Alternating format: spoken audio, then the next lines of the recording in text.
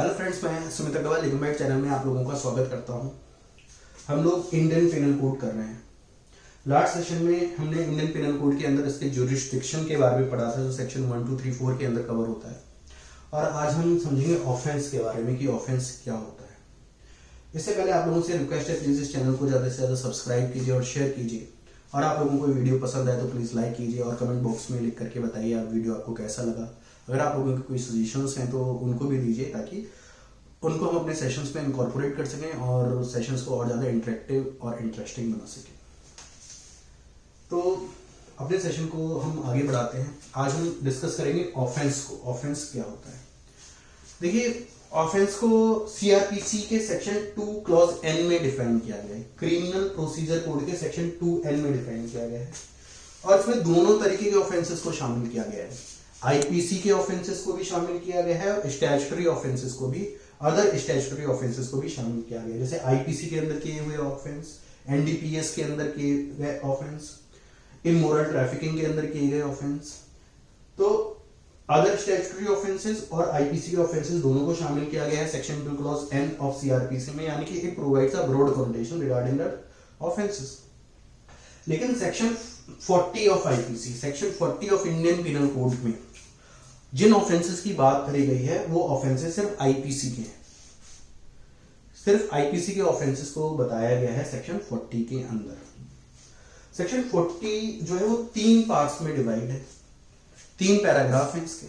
अगर हम सेक्शन 40 के पहले पैराग्राफ को पढ़ेंगे तो उसमें एक लाइन लिखी हुई है, a thing made punishable by this code. Offence क्या है?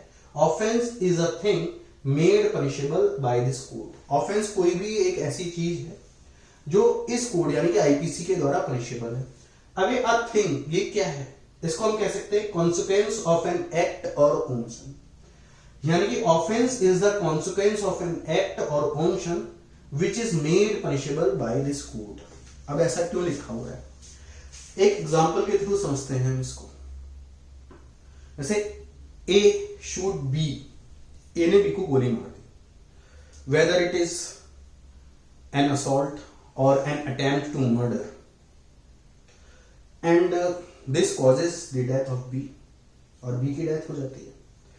तो उसका जो एक्ट है गोली मारने का, इसका कॉन्सिक्वेंस क्या है? क्या वो आईपीसी के अंदर पनिशेबल है? हाँ, पनिशेबल है अंडर सेक्शन 302 के अंदर। तो आईपीसी के अंदर merely the act or omission alone is not punishable, rather its consequence. The test is to see whether the consequence of the act or omission is punishable under IPC or not. If there is no consequence of the act, then it is not an offense. जैसे एक example लेते हैं, abduction. Abduction define किया गया है IPC के section 362 के अंदर, but the mayor definition does not make the person punishable under the IPC. If the act is defined in the IPC but their consequence is nil, its consequence is nil, then it is not punishable. जैसे abduction को define किया गया section 362 में, लेकिन simple abduction जो है वो punishable नहीं है। सिंपल एब्डक्शन क्या होता है? ए ने बी को बोला कि तुम्हारा फ्रेंड तुमसे मिलना चाहता है उस जगह पर। बी उस जगह पर, उस पर्टिकुलर प्लेस पर अपने फ्रेंड से मिलने के लिए चला गया, लेकिन वहां पर कोई नहीं था। तो अगर डेफिनेशन के हिसाब से देखा जाए तो यहां पर बी का एब्डक्शन हो गया है। ये सिंपल एब्डक्शन है, it is not punishable. It is defined, it is though defined in IPC, but it is not punishable because there is no purpose for the abduction.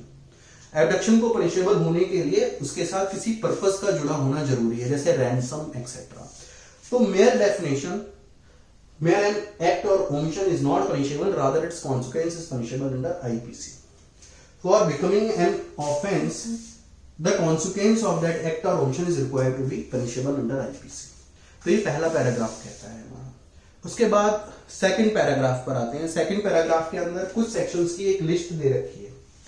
वो बताया गया है कि अगर ये ऑफेंसेस जिनकी लिस्ट दे रखी है, if these enumerated offenses if the enumerated offenses in para 2 are punishable under some local or special law,